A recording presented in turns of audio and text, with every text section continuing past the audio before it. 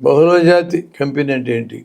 ఒక చిన్న ప్రాంతంలో పెట్టుబడి పెట్టు పరిశ్రమను పెట్టి కొంతమంది వర్కర్లను పెట్టుకొని పనిచేయిస్తూ శ్రమశక్తికి శ్రమకి మధ్య ఉన్నటువంటి తేడాని తీసేసుకొని ఏదైనా లాభమని పని చేసుకుంటూ ఉండేవాడిని స్థానికంగా పెట్టుబడిదారుడు అంటాం.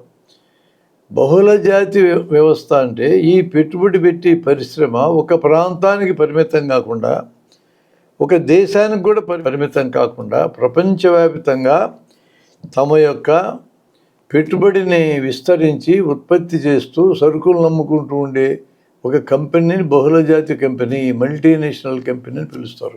నేషన్ అంటే ఒక జాతిని, దేశ ఎల్లలు ఉంటాయి, ఎల్లల లోపల భూమి ఉంటుంది, కొన్ని వనరులు ఉంటాయి, కొంతమంది మనుషులు ఉంటారు. ఎల్లలు దాటి అవతల వాళ్ళ మార్కెట్ విస్తరిస్తుంది. అక్కడ డిమాండ్ క్రియేట్ చేస్తారు, సప్లై చేస్తారు, వస్తువులు నమ్ముకుని లాభాలు స్వీకరిస్తారు.